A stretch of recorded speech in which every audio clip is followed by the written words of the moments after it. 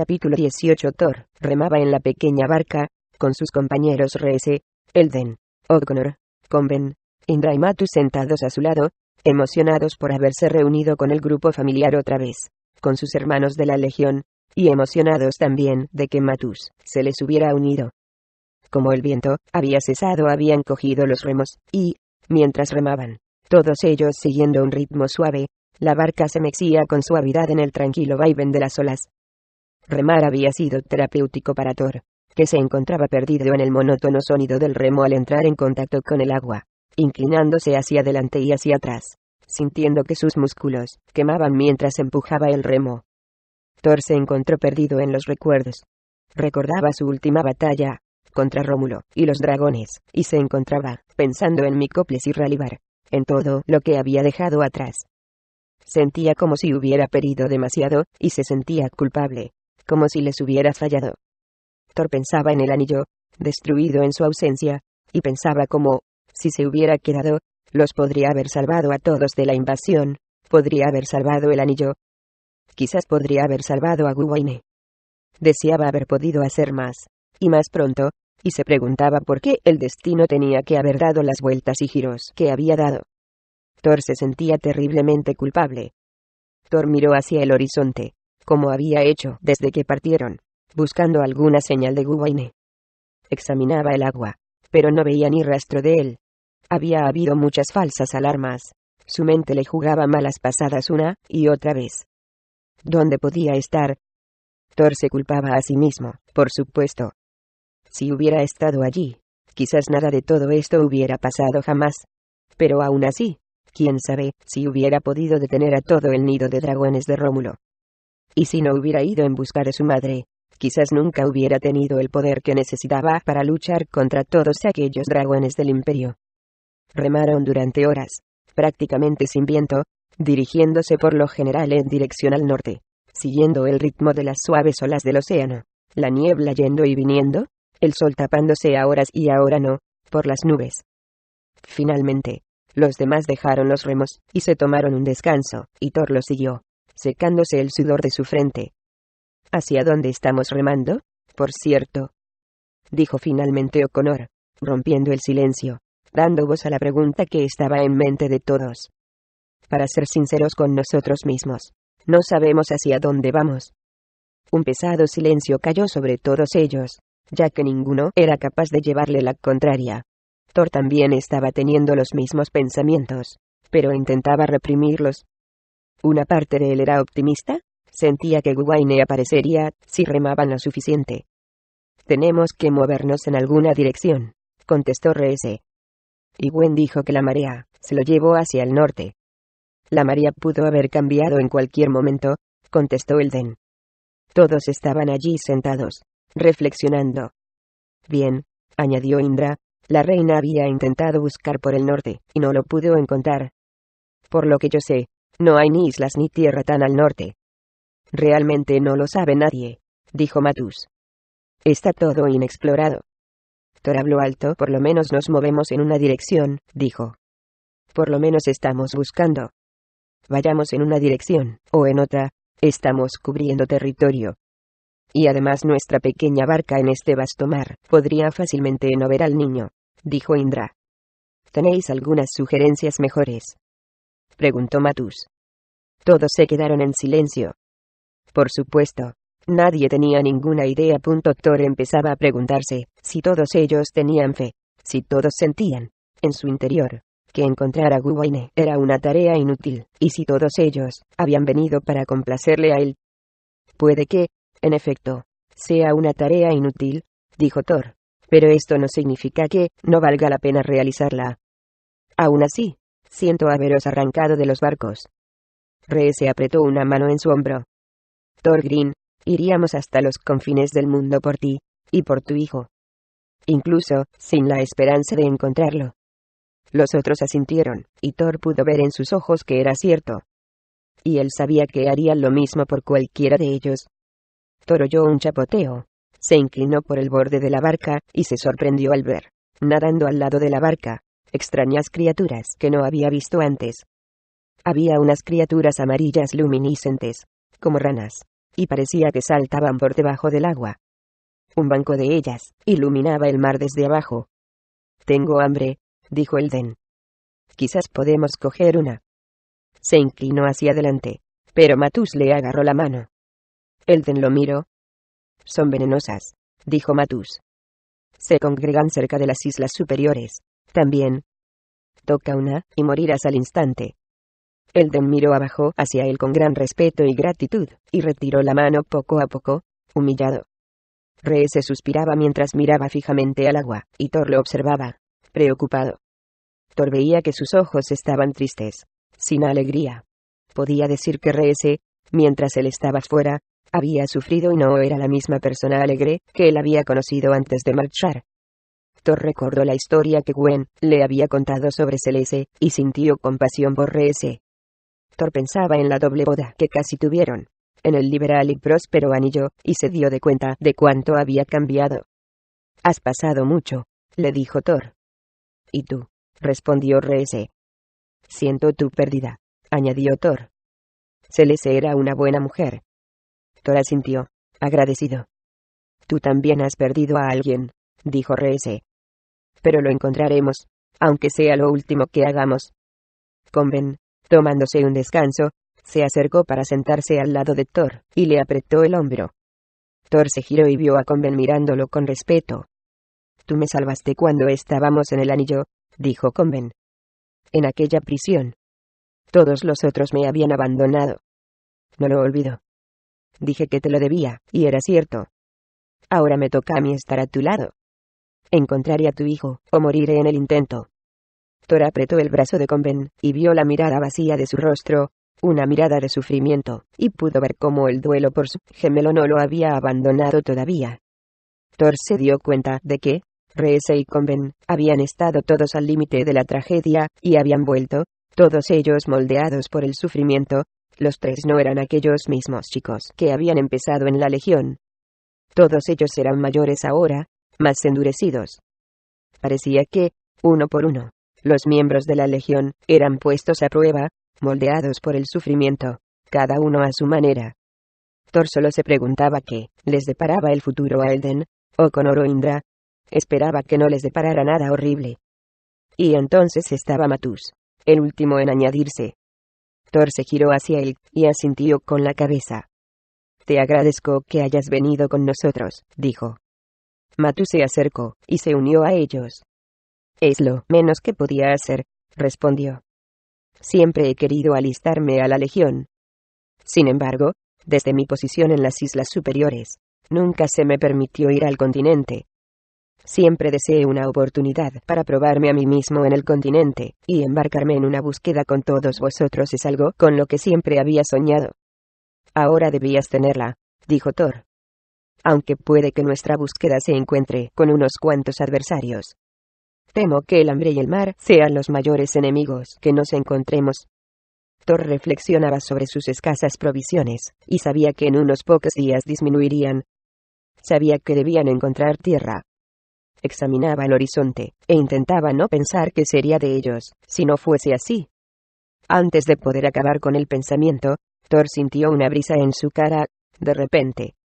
Al principio era un viento suave. Cuando llegó, por alguna razón, él pensó en su madre. Sentía que estaba con él, cuidándolo. La brisa se hizo más fuerte, y su única vela empezó a moverse, y Thor, y los demás, miraban hacia arriba agradecidos. Rápidamente la izaron y su barca empezó a moverse de nuevo. «El viento nos está llevando hacia el este, no hacia el norte», observó Ree. «Ajustad las velas». Thor sintió un repentino zumbido en la muñeca, miró hacia abajo, y vio la pulsera reluciente, el diamante negro del centro brillando. De repente, subió su temperatura y tuvo la fuerte sensación de que el viento los estaba llevando en la dirección correcta. «Dejad las velas como están», ordenó Thor, mientras los demás se giraron, y lo miraron sorprendidos. «El viento nos está llevando exactamente hacia donde necesitamos ir». La barca empezó a ganar velocidad, balanceándose con las olas, y Thor examinó el horizonte. Mientras enfilaban una y otra ola, Thor vio finalmente algo, una pista de algo en el horizonte. Un perfil. Al principio pensó que era otra aparición. pero después su corazón dio un vuelco al ver que era real. «Tierra», gritó Connor por todos ellos. Confirmó lo que Toret ya sabía, lo que había intuido por la brisa, por su brazalete. Había tierra delante de ellos. Y Gwaine estaba en aquella dirección. Thor estaba en la proa de la pequeña barca, mirando maravillado mientras se aproximaban a la pequeña isla a toda velocidad. La isla estaba sola en este vasto mar. Apenas hacía poco más de 1 kilómetro de diámetro. Estaba rodeada de brillantes arenas blancas y olas que la golpeaban suavemente. Thor examinaba su espesa selva, buscando alguna señal de su hijo. Fue un desembarco suave, pues la marea los llevó justo encima de la arena, y Thor y los demás desembarcaron, agarrando la pequeña barca y arrastrándola firmemente hacia la orilla. Thor, emocionado, miró a su brazalete. Pero este de repente dejó de brillar, y su corazón se entristeció al notar que Gwaine no estaba en aquel lugar. «No veo ni rastro de que la barca de Gwaine haya desembarcado aquí», O'Connor dijo. «Rodeamos toda la isla desde el mar, y no había nada. Ni barco, ni escombros, ni huellas, nada». Thor movió la cabeza, y dijo lentamente: «Mi hijo no está aquí. ¿Cómo lo sabes?», preguntó Reese. «Simplemente lo sé», respondió Thor. Todos suspiraron decepcionados mientras estaban allí de pie, con las manos en las caderas. Miraron hacia la densa jungla que había delante de ellos. «Bien, estamos aquí», dijo Matus. «Podríamos mirar. Por no decir que necesitamos comida y agua». Todos se adentraron hacia la isla. Sus blancas arenas pronto dieron paso a la densa selva. Mientras andaban, todo estaba misteriosamente silencioso aquí excepto por el soplido del viento procedente del mar y el crujido de los árboles. Thor se detuvo a examinarlos, y vio que eran altos y delgados. Todos estaban doblados, con los troncos naranjas, hojas anchas y naranjas y grandes frutos redondos arriba, moviéndose con el viento. «Frutas del agua», gritó Elden encantado. Cogió uno de los troncos, y lo sacudió, más y más fuerte, haciéndolo moverse, hasta que al final uno de ellos cayó, yendo a parar a la arena a su lado con un gran golpe. Todos se reunieron alrededor. Era tan grande como una sandía, con la cáscara verde y vellosa, y Elden dio un paso adelante, sacó su daga, y se la clavó. Excavó un agujero, haciéndolo gradualmente más grande, hasta que fue lo suficientemente grande para beber de él. Elden se lo acercó a la boca con ambas manos y el agua clara empezó a gotear mientras él bebía y bebía. Finalmente lo dejó en el suelo y suspiró con satisfacción. Se lo pasó a los demás. «El agua es pura aquí, y dulce», dijo. «Está deliciosa». Se la fueron pasando y cada uno de ellos bebió, y pronto se acabó.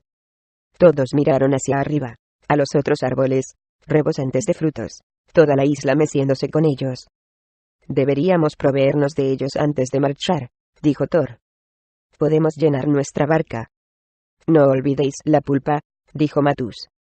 Dio un paso adelante, se arrodilló, y partió la fruta con el extremo más grueso de su daga, dejando a la vista la pulpa blanca de su interior. Se acercó y usó la punta de su daga para cortarla, se la acercó a los labios, y le pegó un mordisco. Masticó con satisfacción. Thor cogió un trozo, junto a los otros, y mientras masticaba la fibrosa y dulce fruta, se sentía rejuvenecido. Se giraron y, sin decir una palabra, se dispersaron. Cada uno de ellos cogió un árbol, y lo sacudió. Uno de ellos se resistía, y Thor trepó hasta arriba, y golpeó la fruta con su puño.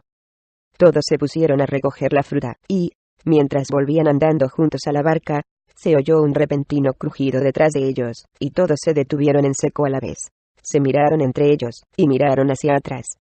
Miraron al espeso follaje, extrañados. «¿Oísteis algo?», preguntó Matus. Nadie dijo una palabra, y se quedaron allí de pie, paralizados, observando. El crujido volvió de nuevo. Un arbusto se movió, y Thor se preguntó qué podía ser. No había oído ningún ruido de animal en la pequeña isla ni ningún rastro de vida humana, y no creía que esta isla fuera lo suficientemente grande para sustentar a alguien. Fue simplemente el viento. El crujido volvió, y, esta vez, a Thor se le puso el vello de punta.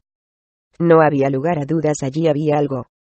A la vez, soltaron sus frutas, se giraron, desenvainaron sus espadas, y miraron hacia el muro de follaje. «Creo que algo nos está mirando», comentó Elden. Entonces no lo hagamos esperar, dijo Conven, y a continuación, de repente, y sin esperar, echó a correr temerariamente hacia el bosque. Thor movió la cabeza mientras lo hacía, viendo que Conven era tan suicida como siempre había sido. Entonces se oyó un grito, seguido del llorar de Conven, y todos le siguieron, muy de cerca. Thor y los demás aparecieron en un pequeño claro, y allí se pararon en seco, sorprendidos por lo que vieron. Era como algo salido de una pesadilla. Había una araña gigantesca, grotescamente grande, 5 veces más alta que Thor, con 8 patas gruesas y peludas, de unos 15 metros de alargada. Thor se horrorizó al ver que una de ellas estaba envolviendo a Conven, levantándolo, examinándolo y estrujándolo. La araña abría sus enormes mandíbulas y lo acercaba hacia ellas. O'Connor se adelantó, sin miedo, y disparó 3 flechas a los gigantescos ojos lilas de la araña. Una fue un tiro directo, y la criatura chilló y soltó a Conven. Este salió volando por los aires, y fue a parar al suave suelo del bosque. La araña, furiosa, golpeó a O'Connor antes de que éste pudiera reaccionar. O'Connor gritó. Tenía una hendedura en su brazo por las afiladas garras de la araña. O'Connor se desplomó sobre sus rodillas, cogiéndose la herida, mientras la sangre salía a borbotones, y, mientras lo hacía, la araña se inclinaba para comérselo. Elden salió corriendo hacia adelante, levantó su hacha, y cortó la punta de la pata de la araña justo antes de que pudiera agarrar a Conven. La araña chilló, expulsando un pus verde, y se balanceó con una de sus otras patas, y atrapó a Elden. Elden gritó mientras lo estrujaba, inmovilizando sus brazos, y lo elevó hacia su boca.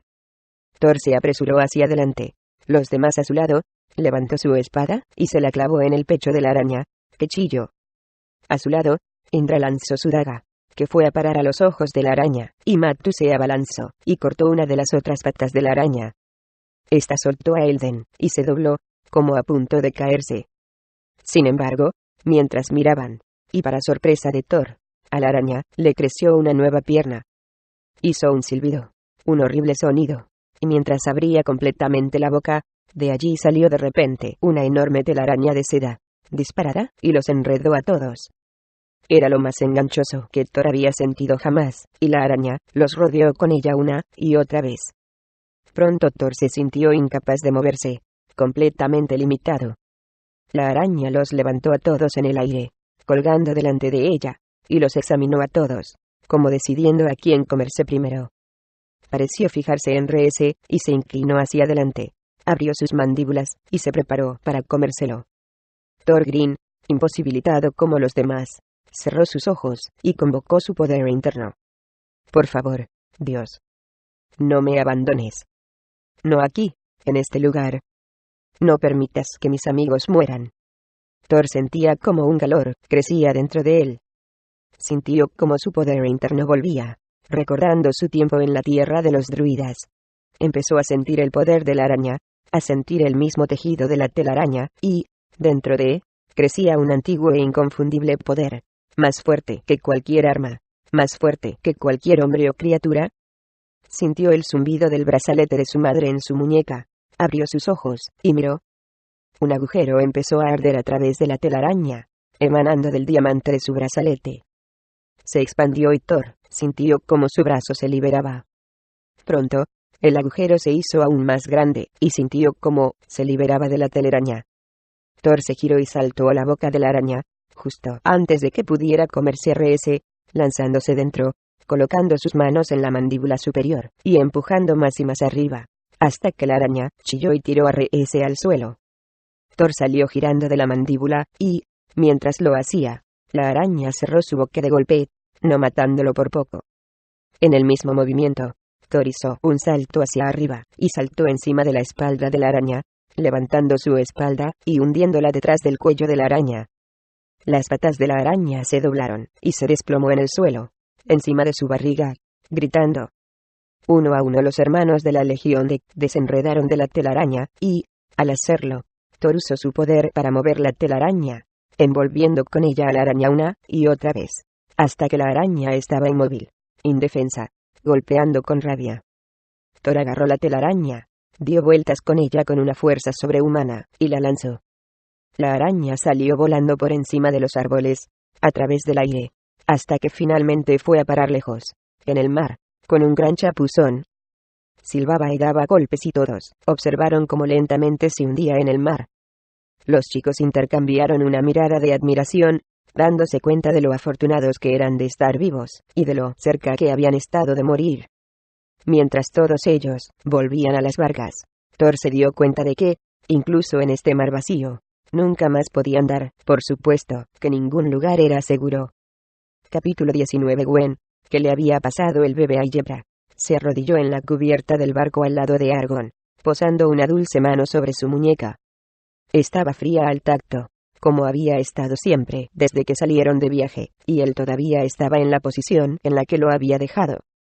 A Gwen se le rompía el corazón al verlo así, recostado sobre su espalda, parecía tan frágil, tan débil, sus ojos se movían debajo de sus párpados, como si estuviera viviendo un sueño, en algún otro mundo. Argon, ¿estás ahí?, preguntó. Vuelve a mí. Él no respondió. Ni siquiera vaciló. Gwen sentía que una parte de Thor todavía estaba con ella, pero que otra parte estaba muy lejos. Se preguntaba si alguna vez volvería a ella. Había dado mucho de él mismo, para que todos sobrevivieran, y Gwen se sentía culpable por ello. Ahora quería, más que nunca, poder hacerle preguntas. Necesitaba las respuestas, más que nunca. Aquí estaba ella, una reina llevando una nación al exilio, dirigiéndose al sitio más inverosímil, justo en el corazón del imperio. Gwen se preguntaba si era un plan descabellado, si todos ellos estaban en su último viaje a la muerte, mientras las corrientes los empujaban más y más hacia el este, lejos del anillo, lejos de las islas superiores, y, por encima de todo, lejos de Gwaine y de Thor. Gwendolyn cerró los ojos y sintió una lágrima. Pensaba en Thor y en Gwaine, en algún lugar allá fuera en el mar, buscándose el uno al otro, tan lejos de ella. Era una búsqueda, ella lo sabía, de la que podía ser que no regresaran jamás. Se preguntaba cómo el destino podía ser tan cruel de llevarse a Thorgrim de allá justo en el momento en que lo había visto de nuevo. Estaban destinados a estar juntos en un sitio. Se casarían alguna vez. Alguna vez podrían asentarse juntos. Gwen abrió los ojos y vio que Argon no podría contestarle ahora. Estaba sola, y debía ser fuerte, por todo su pueblo. Gwendolyn se puso de pie y caminó hacia el lado de la cubierta, mirando las exóticas criaturas de este lado del océano, observando a toda su gente de pie al límite de la barandilla, mirando maravillados. Siguió su mirada y miró arriba en el cielo, y parpadeó sorprendida. Tal vez a menos de 100 metros por encima de sus cabezas, en lugar de nubes, había un océano, justo como el que había a sus pies. Al principio pensó que era un reflejo, pero después se dio cuenta de que era un océano de verdad, que flotaba en el aire. De él salían peces saltando, del revés, y volvían otra vez. Era la cosa más rara que había visto jamás, y no podía desentrañar cómo era posible. Gwen examinó el horizonte, y vio arcoiris, no solo uno, sino centenares de ellos. No tenían forma de arco, sino de conos circulares, elevándose directamente del océano al cielo. Había conos de colores por todas partes, iluminando el mar. Gwen oyó un ruido raro, y, al mirar hacia arriba, vio un enorme pájaro, con un ancho de ala de quizás 15 metros, y una enorme y grotesca cabeza, dando vueltas en círculo, y chillando. Aparecieron algunos más, precipitándose hacia abajo, cogiendo extrañas criaturas del agua, brillantes, criaturas naranjas parecidas a los calamares. Después se las tragaban mientras se marchaban volando. Cuanto más se adentraban en el mar, más extraño se volvía todo. El aire olía diferente aquí, el aire se sentía diferente.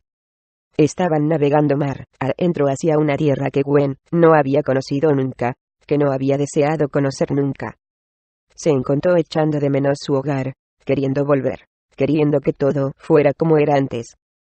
Pero se obligó a sí misma a aceptar que el pasado se había ido para siempre.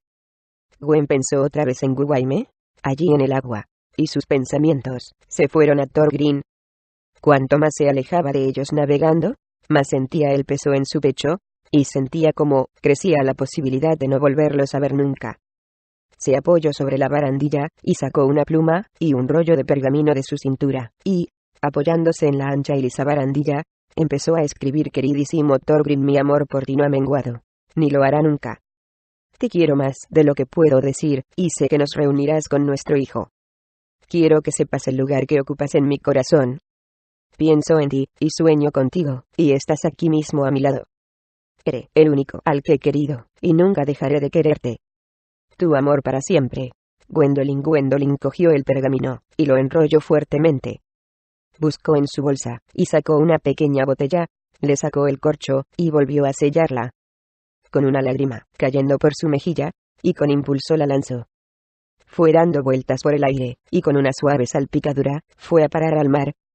Mientras su improbable mensaje en la botella flotaba entre las olas, Gwendolyn medio esperaba que se hundiera. Por supuesto, sabía que no había manera de que llegara hasta Thor. Y aún así, le gustaba pensar que, de alguna manera, entrando en las aguas, él la sentiría. Mientras Gwen observaba la pequeña botella, de repente oyó un chillido muy arriba, diferente al de los otros pájaros. Miró hacia arriba, y su corazón se consoló al ver a su vieja amiga, Stófeles, descendiendo, dirigiéndose de cabeza a la botella de cristal. Se tiró al agua, y recogió el mensaje de Gwen de las aguas, cogiendo la botella con el pico. Lanzó un chillido, agitó sus grandes alas, y se la llevó hacia el oeste por el cielo. Mientras Gwendolyn observaba cómo se iba, su corazón se llenaba de maravilla y esperanza. Stófeles, pensó. Encuentra a Thorgrim, y llévale mi mensaje. Gwen oyó un extraño ruido que provenía de unos pocos metros, al otro lado de la cubierta. Miró a lo lejos, y vio a Sandara, inclinándose en la barandilla, esparciendo flores y cenizas en el agua, y cantando en un idioma extraño. De alguna manera, Gwen se sentía mejor al verla.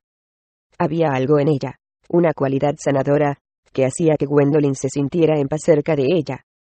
Sandara se giró, y la miró con sus grandes y negros ojos lacrimosos, y Gwen enseguida se secó las lágrimas, avergonzada. Sandara sonrió, y caminó hacia ella, poniéndole una mano encima del hombro. Mientras lo hacía, Gwendolyn sintió que un calor se filtraba dentro de ella, sentía que de algún modo, a pesar de todo, todo iría bien. Sandara posó sus manos en los hombros de la reina Gwendolyn, y cerró los ojos, entonando un suave canto.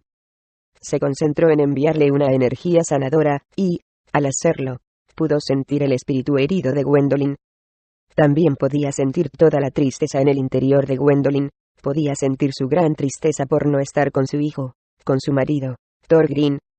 Podía sentir su incertidumbre por el futuro, y podía sentir algo más. No sabía seguro qué. Parecía arrepentimiento por una decisión que había tomado. ¿Alguna cosa que había hecho en otro mundo? Una elección que había tenido que hacer, haciéndola con sacrificio. Sentía la tremenda culpabilidad de Gwen, y la incertidumbre sobre el destino de su marido y su hijo. Sandara sentía un tremendo calor que salía de sus manos, y entraba en Gwendolyn mientras se concentraba en sanarla. Al abrir los ojos, vio que Gwendolyn se secaba las lágrimas, y vio cómo su expresión se iluminaba. Se dio cuenta que la sanación había funcionado. Había erradicado la tristeza de Gwen. Sacudió sus manos, que estaban ardiendo. Me siento mejor cerca de ti, dijo Gwen. ¿Dónde aprendiste este arte? Sandara le sonrió. Soy una curandera más, mi señora. Gwendolyn negó con la cabeza, y tendió una mano sobre el hombro de Sandara. No, respondió ella. Eres mucho más que eso. Tienes un don. Sandara sonrió, y apartó la mirada. Mi gente, dijo Sandara, tienen diferentes costumbres, diferentes maneras de curar. Yo vengo de una larga línea de sanadores. Videntes, les llaman mi gente. Aquellas flores que lanzaste al agua antes, dijo Gwendolyn. ¿Qué eran? Eran oraciones para tu marido y tu hijo, dijo Sandara. Es una antigua costumbre entre mi gente. Oré porque la marea se llevara las flores, de la misma manera que la marea te trajera a tu hijo y a tu marido de vuelta. Sandara veía en el rostro de Gwen lo conmovida que estaba. Deseo conocer a tu gente, dijo Gwendolyn. ¿Cómo son? Sandara suspiró, y se giró para contemplar el mar. Mi gente son un pueblo muy orgulloso. Tiene algo de paradoja, pues han sido esclavos durante toda su vida. Pero aún así, tienen el orgullo de los reyes. Viven con esta paradoja cada día. A veces, el orgullo más grande se encuentra dentro de aquellos que están subyugados, respondió Gwen. Sus palabras son ciertas, mi señora, dijo Sandara. Simplemente porque uno sea un esclavo, no significa que sea débil, simplemente significa que ellos son más numerosos. Pero los números cambian, y un día mi gente se levantará de nuevo. ¿Nos dará refugio tu gente?, preguntó Gwen, con preocupación en su voz. Sandara suspiró, haciéndose la misma pregunta. Mi pueblo se toma las leyes de la hospitalidad muy en serio, dijo ella. Aún así, el imperio es cruel, bárbaro. Si pillan a mi gente escondiéndoos, significará la muerte para ellos y sus familias. Una ráfaga de preocupación se dibujó en el rostro de Gwendolyn. Quizás tendríamos que ir a algún otro sitio dentro del imperio. Sandara negó con la cabeza. No hay ningún otro sitio, dijo ella. No a este lado del imperio. Hay otros lugares dentro del imperio, otros lugares de rebelión, pero puede ser más difícil, y podemos tardar más en llegar, y, en otros sitios, los esclavos están más subyugados que nosotros. Gwendolyn la miró seria, y asintió. Gracias, dijo ella. Pase lo que pase, gracias. Nos has ayudado. Nos has dado una dirección. Aunque no funcione. Sandara sonrió, con los ojos húmedos. Se sentía muy agradecida con Gwendolyn, quien la había aceptado desde el principio, y quien siempre había sido amable con ella. Un día puede que seamos hermanas, añadió Gwen, con una sonrisa. Sandara se sonrojó, recordando todo lo que Kendrick le había dicho sobre el matrimonio. Haré todo lo que pueda, mi señora, dijo Sandara, para convencer a mi gente. Tendrá mi lealtad, pase lo que pase. Varios de los consejeros de Gwen se acercaron, y se la llevaron. Necesitaban su atención en otros asuntos, y Sandara pronto se encontró sola allí de pie, mirando hacia el mar. Se inclinó por la borda, reflexionando, intentando imaginar qué futuro le esperaba. Sería muy extraño volver a casa después de todo este tiempo. ¿Cómo la recibiría su gente? Seguro que se alegrarían de verla. Sin embargo, llegaría del brazo de un hombre de piel blanca.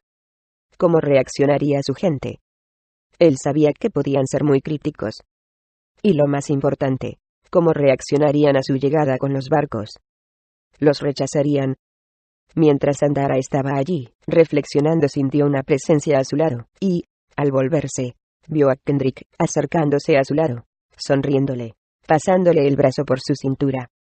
Ella se inclinó hacia él mientras la abrazaba, y, como siempre, se sintió muy cómoda en sus brazos. Conseguimos estar juntos después de todo, dijo él. Sandara le sonrió. Todo aquel tiempo en el anillo, él añadió. Planeabas volver al imperio, sin mí. Y sin embargo, aquí estamos, volviendo juntos. Sospechó que, si no nos hubieran exiliado, te hubieras ido sin mí. Sandara asintió. Por supuesto que lo hubiera hecho, dijo ella. No, porque no te quiera, sino porque mi pueblo me necesita. Kendrick asintió. Entonces, por lo menos, dijo él, estaré agradecido por la única cosa buena que me trajo la gran guerra. Sandara estudió su rostro, tan noble, tan hermoso, y ella veía su amor por ella, y sintió una ráfaga de preocupación. Kendrick, te amo profundamente, dijo ella. Me gustaría pensar que nuestro amor superará cualquier obstáculo, especialmente ahora que estaremos juntos en mi tierra. Ella se quedó callada, y él la observó, con la confusión escrita en su rostro.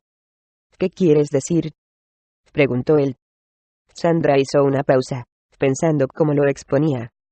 Mi gente, explicó, no se casa con gente de otras razas. Nosotros seríamos los primeros. Siempre, y cuando, por supuesto, estés pensando en matrimonio. Kendrick la tomó de la mano, y la miró a los ojos. Te he pedido matrimonio muchas veces, y aún lo sigo deseando igual. Sandara le sonrió, sintiendo por primera vez que quizás no era un sueño, que quizás podría suceder. Y eso la asustaba. Lo que intento decirte, dijo ella, es que no sé cómo mi pueblo reaccionará ante ti. Él la miró con atención. No te tome por alguien que se doblega ante la voluntad de su pueblo, dijo él. Sandara se sonrojó, indignada. Yo me valgo conmigo misma, respondió ella. No me doblego ante nadie. Sin embargo, mi gente están muy cercanos los unos a los otros. La desaprobación de los mayores no es algo fácil de tolerar. No quiero ser una marginada dentro de mi familia. La cara de Kendrick se oscureció mientras se giró a mirar hacia el mar. Yo lo sería, por ti, dijo él. Tu pueblo es más tolerante que el mío, respondió ella. No sabes lo que es. La gente del anillo se casan con personas de otras razas, de todas partes del mundo. Y aún, si no lo hicieran, dijo Kendrick, no dejaría que su desaprobación me impidiera estar con alguien a quien amo. Sandara se giró hacia él, frustrada. No puedes decir eso, dijo ella, porque no sabes lo que es. Él suspiró. La elección es tuya, mi señora, dijo él. Yo no te pediré que estés con alguien con quien no quieres estar. Sandara notó que el corazón se le rompía. Le cogió las manos, las acercó a sus labios, y las besó. Kendrick, no me entiendes. Lo que quiero decirte es que quiero estar contigo. No quiero que mi gente nos separe. Pero tendré que ser fuerte. Necesitaré tu fuerza. Él asintió, y la miró fijamente. Yo caminaría a través del fuego para estar contigo, dijo él. La desaprobación de tu pueblo no me ahuyentará. Sandara se sintió aliviada, como si se hubiera sacado un gran peso del pecho, y se inclinó para besarlo. Pero de repente, notó algo por el rabillo del ojo, algo que la detuvo. Miró con atención, examinando las aguas del océano y su corazón dio un vuelco al inundarse de pánico. Vio que, debajo de ellos, las aguas del mar cambiaban de color, iluminándose más y más. Kendrick siguió su mirada. ¿Qué es esto?, preguntó, viendo su expresión. Gírate, gritó, cogiéndole por los hombros. No mires al agua. Sandara no gastó tiempo en responder a la mirada sorprendida de Kendrick, sino que se dio la vuelta, y de repente, gritó a uno de los ayudantes de la reina. Tocad las campanas. Avisad a la gente. No miréis hacia abajo. No importa el qué. Vayámonos. Empujó al tripulante, y él tropezó, gritando su advertencia por todo el barco, y trepando por el mástil para tocar las campanas. Pronto, las campanas empezaron a sonar, y empezaron a oírse gritos por todo el barco mientras estallaba el caos. ¿Qué te pasa?, preguntó Kendrick. Pero Sandara estaba ocupada observando a los demás. Miró alrededor, y vio a mucha gente, apresurándose hacia la barandilla, en todos los barcos, inclinándose a mirar las iluminadas aguas. Desesperada por salvarlos, corrió hacia un lado del barco, agarraba a la gente por detrás, y los arrancaba antes de que pudieran mirar.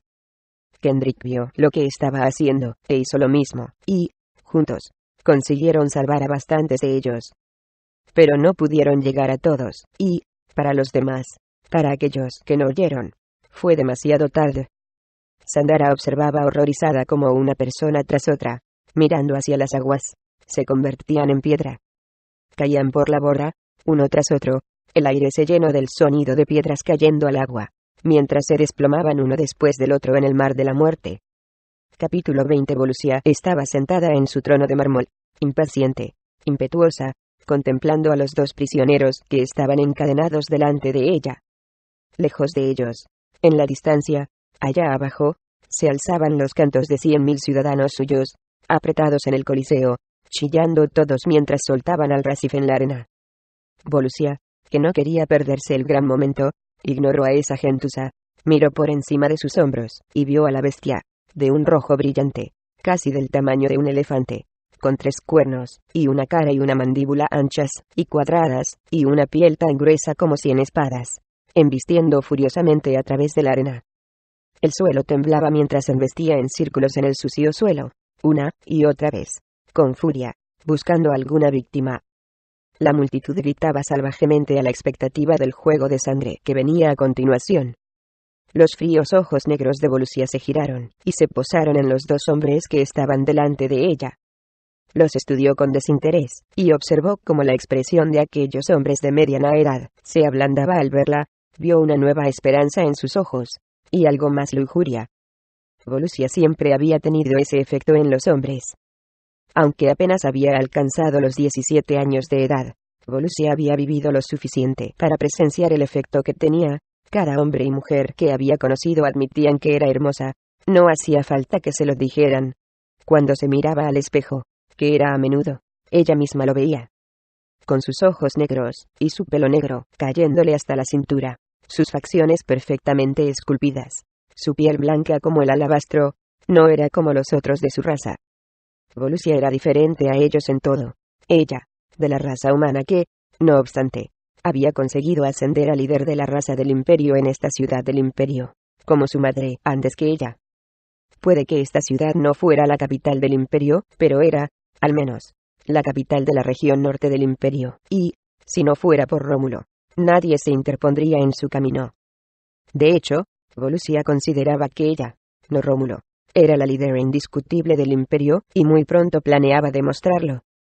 Siempre había existido una rivalidad entre el sur y el norte, una alianza incómoda, y, hasta hace poco, Volusia había aceptado que Rómulo pensara que tenía todo el poder.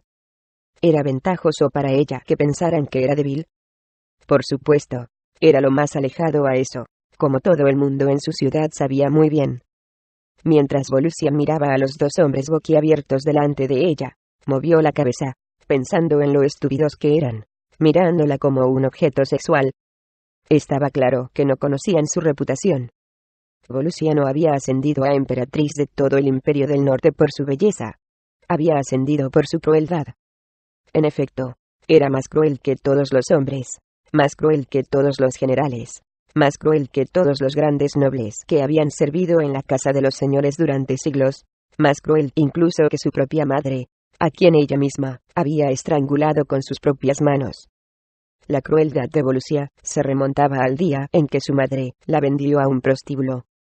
Con solo 12 años, su madre, que tenía más riquezas de las que podía contar, había decidido que vendería a Volusia a una vida infernal coma solo por diversión. Volusia se quedó perpleja cuando la habían escoltado hasta una pequeña y rancia habitación, y la habían entregado a su primer cliente. Pero su cliente, un hombre gordo y grasiento, de unos 50 años, todavía se había sorprendido más cuando, en lugar de una chica complaciente, se encontró con una asesina sin remordimientos. Volusia se había sorprendido a ella misma cuando hizo su primer asesinato, sorprendiéndolo al enroscarle una cuerda alrededor del cuello y estrangulándolo con todas sus fuerzas. Él había luchado implacablemente, pero ella no lo había soltado. Lo que había sorprendido más a Volusia no era su valentía, ni su crueldad, o su falta de vacilación, sino cómo había disfrutado matándolo. A una edad temprana había aprendido que tenía un talento para matar y lo disfrutaba mucho. Simplemente le encantaba causar dolor a los demás, un dolor más grande que el que los otros le intentaban causar a ella. Volusia siguió asesinando después del prostíbulo, y había seguido asesinando hasta llegar a la casa del poder de Volusia, finalmente quitándole la vida a su propia madre, y tomando el trono. Se había acostado con hombres también, cuando le apetecía, pero siempre los asesinaba cuando acababa con ellos. No le gustaba dejar ninguna pista de alguien que hubiera estado en contacto con ella. Se consideraba a sí misma una diosa, y por encima de tener que interactuar con alguien. Ahora, con solo 17 años, Volusia, habiendo consolidado el poder en su gran ciudad, se sentaba en el trono de su madre, habiendo acumulado tanto poder que toda la ciudad se encogía de miedo ante ella. Volusia sabía que era especial. Otros gobernadores de otras provincias del imperio ejercían la brutalidad con propósitos de poder. Volusia, sin embargo, la disfrutaba a fondo. Deseaba llegar más lejos, ser más extrema, hacer más de lo que cualquier otro pudiera hacer en su camino. Pensaba que era más que irónico que la llamasen como la ciudad, como si siempre estuviera destinada a gobernar. Pensaba que era su destino. ¿Mi emperatriz? Un guarda real anunció con cautela. Estos dos cautivos que han sido traídos ante usted fueron cogidos difamando su nombre por las calles de Volusia. Volusia los miró de arriba a abajo. Eran hombres estúpidos, campesinos, encadenados, vestidos con andrajos, mirándola con sus sonrisas humildes. Uno de ellos la miraba fijamente durante la declaración, mientras el otro parecía nervioso y arrepentido. ¿Y qué tenéis que decir en favor vuestro?, preguntó ella, con voz oscura, profunda, casi como la voz de un hombre. mi señora. Yo no he dicho tal cosa, dijo el cautivo que estaba temblando. No me oyeron bien, ¿y tú?, preguntó, dirigiéndose al otro. Él elevó la barbilla, y la miró desafiante. Yo difamé su nombre, admitió, y merece la difamación. Todavía es una chica joven, y ya se ha ganado una sádica reputación. No merece sentarse en el trono. La miró de arriba a abajo, como si fuera un simple objeto sexual, y Volusia se puso de pie, sacando pecho, que era considerable, manteniéndose erguida, con su perfecta figura. Sus ojos se iluminaron mientras él continuaba mirándola fijamente. Estos hombres la ponían enferma. Todos los hombres la ponían enferma. Volusia caminó hacia ellos lentamente, examinándolos, y finalmente se acercó al que la estaba mirando de forma impúdica. Se acercó a él, sacó un pequeño garfio de metal, y, con un movimiento rápido, lo empujó hacia arriba, por debajo de su barbilla, a través de su boca, enganchándolo como un pez. Él lanzó un grito y cayó de rodillas, y empezó a salir sangre a borbotones de su garganta. Volusia empujaba el garfio más y más, disfrutando con su retorcimiento, hasta que, al final, cayó al suelo, muerto. Volusia fue hacia el otro, que ahora estaba claramente temblando, y se le acercó, disfrutando inmensamente su mañana. El prisionero cayó sobre sus rodillas, estremeciéndose. Por favor, mi señora, suplicó. Por favor, no me mate. ¿Sabes por qué lo maté a él?, preguntó ella. No, mi señora, dijo él, llorando. Porque dijo la verdad, dijo burlonamente.